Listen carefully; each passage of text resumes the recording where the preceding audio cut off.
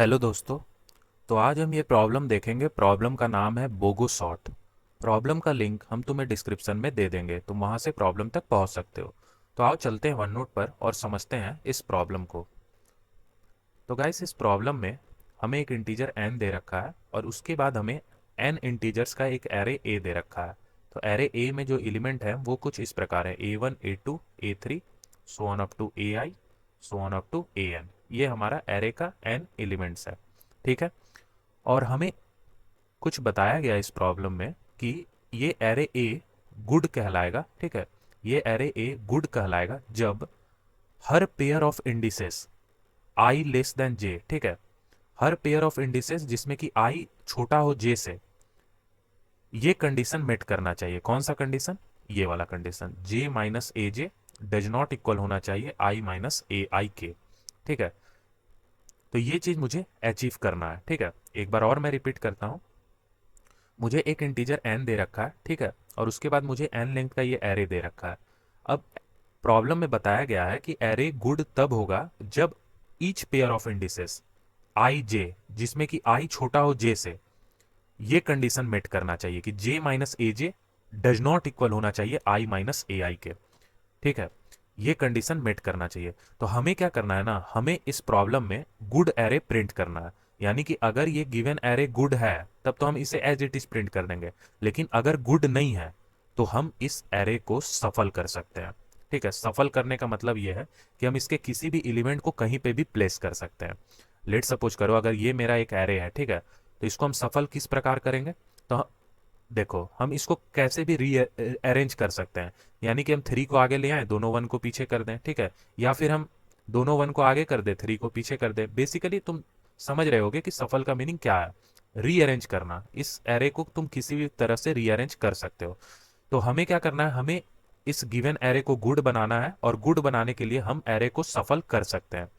तो गाइस, यहाँ multiple answer exist कर सकता है, तुम्हें कोई भी एक आंसर, वैलिड आंसर प्रिंट करना है। ठीक है। तो हो सकता है किसी को यहाँ पे प्रॉब्लम का स्टेटमेंट नहीं क्लियर हुआ होगा, तो एक एग्जांपल ले लेते हैं। ठीक है। तो लेट सपोज करो n का वैल्यू 4 है और मेरे एरे में जो एलिमेंट है वो कुछ इस प्रकार है: 1 1 3 एंड 5।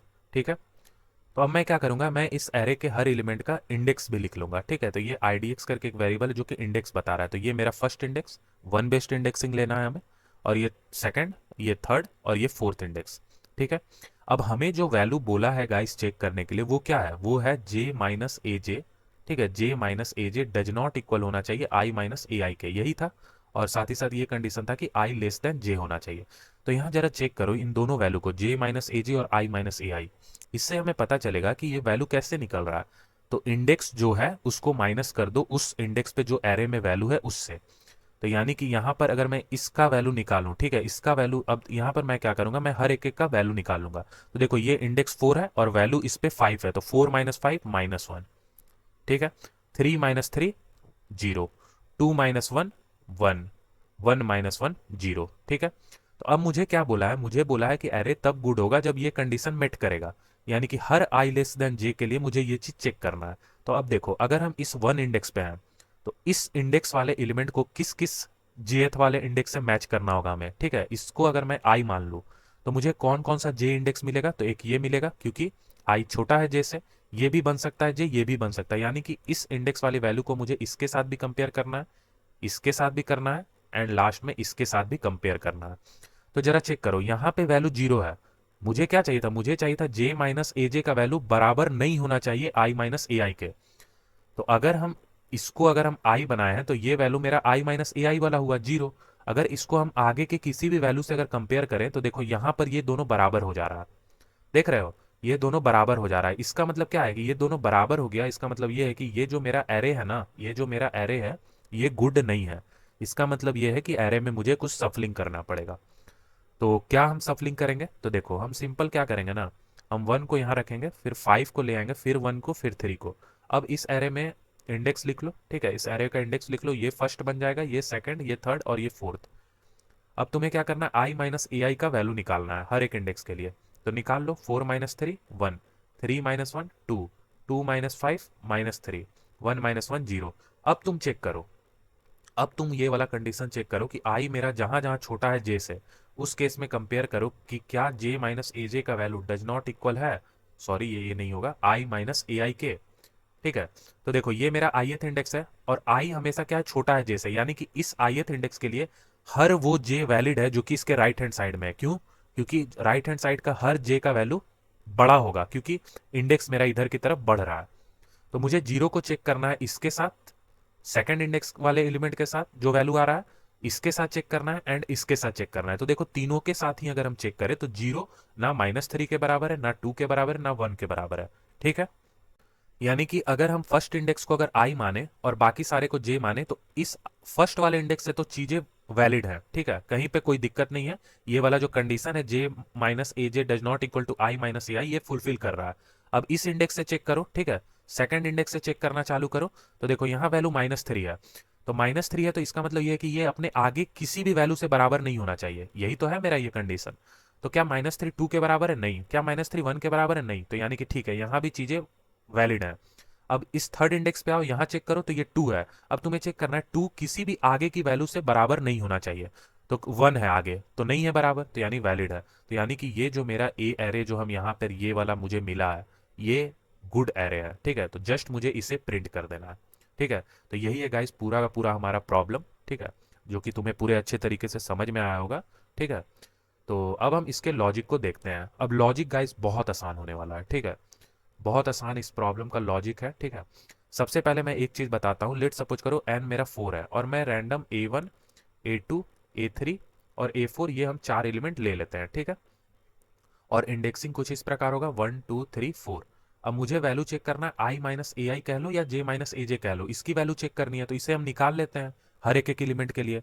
तो इधर वैल्यू आएगा 4 माइनस ए आई, ठीक है, इधर आएगा 3 माइनस ए थ्री, सॉरी ये ए आई नहीं, ये ए फोर होगा, और इधर आएगा 2 माइनस ए टू, और इधर आएगा 1 माइनस ए वन।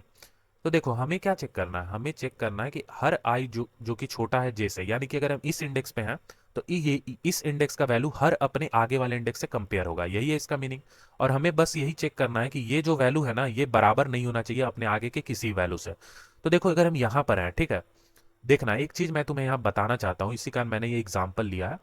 मैं यहाँ पर अगर हूँ, ठीक है, तो ये वैल्यू इसके बराबर नहीं होना चाहिए क्योंकि इस इंडेक्स के लिए आगे यही वाला इंडेक्स है। तो इसका मतलब ये है कि ये वैल्यू डज नॉट इक्वल होना चाहिए आपस में। ठीक है, अब हम इसके पास आए तो इसका वैल्यू ना तो इसके बराबर होना चाहिए ना इसके बराबर होना चाहिए। इसका मतलब ये है कि यहां पर भी डज नॉट इक्वल आएगा। ठीक है, अब देखो फिर इसके पास आएंगे तो इसका इसका इसके पास अगर आए तो इसका मतलब ये है कि ये ना तो इसके बराबर ना इसके बराबर ना इसके बराबर होना चाहिए। तो यानी कि यहां भी डज नॉट इक्वल टू आएगा। ठीक है, तो एक चीज देखो, ये जो सारा वैल्यू चाहिए ना, ये सारा वैल्यू मुझे डिफरेंट चाहिए, तभी जो है मेरा एरे को हम कहेंगे कि गुड एरे है। ठीक है, तो ये मुझे एक यहाँ पॉइंट पता चल गया। ठीक है, अब देखो अब प्रॉब्लम में कुछ नहीं करना है। अगर मेरा ये a1 a2 a3 a4 ये चार एलिमेंट है और ये 1 2 3 4 इसका इंडेक्सिंग है। ठीक है, तो मैं क्या करूंगा ना, हो सकता है ये एरे गुड हो, बट मुझे हमेशा एक चीज करना है इस एरे में, इस एरे को सॉर्ट कर दो डिसेंडिंग ऑर्डर में, बड़े से छोटे वैल्यू की तरफ।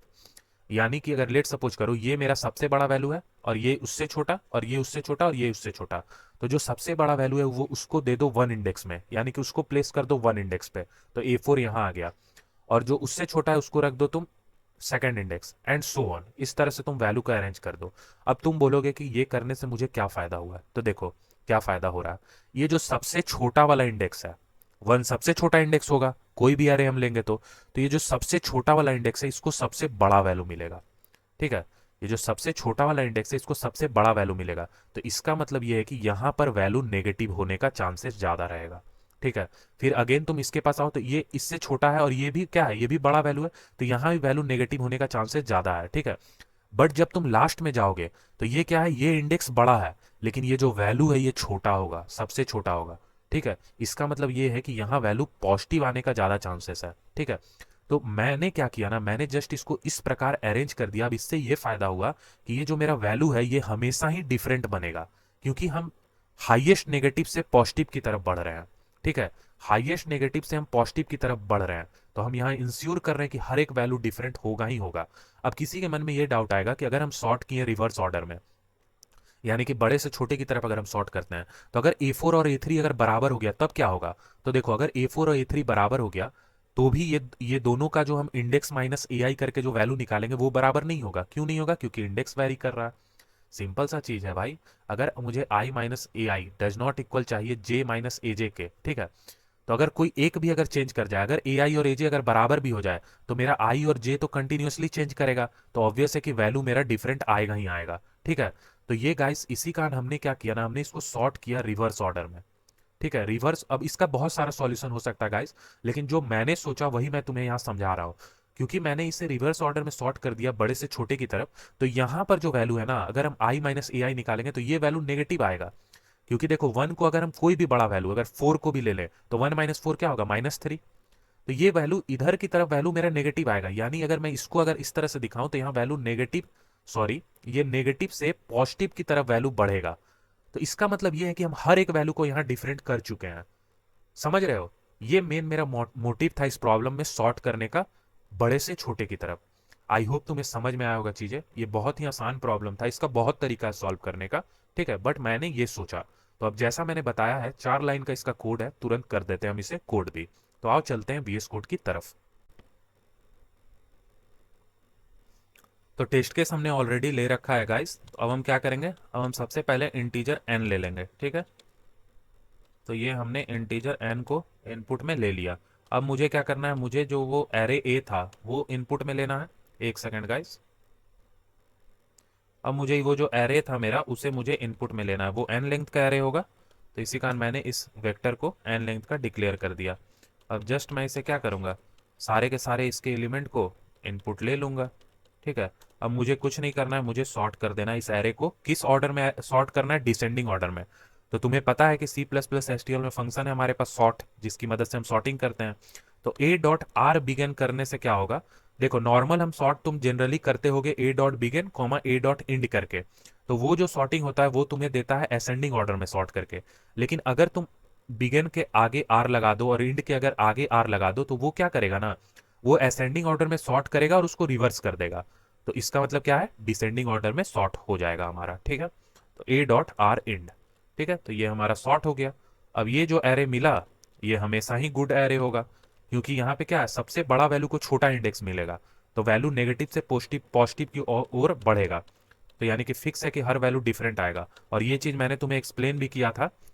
दो वैल्यू अगर बराबर भी हो जाता है इनकेस, तो उस केस में क्या होगा, इंडेक्स चेंज कर जाएगा, तो ये हमेशा ही फुलफिल करेगा। ठीक है, तो ये मैंने यहाँ सी आउट कर दिया इंडेल।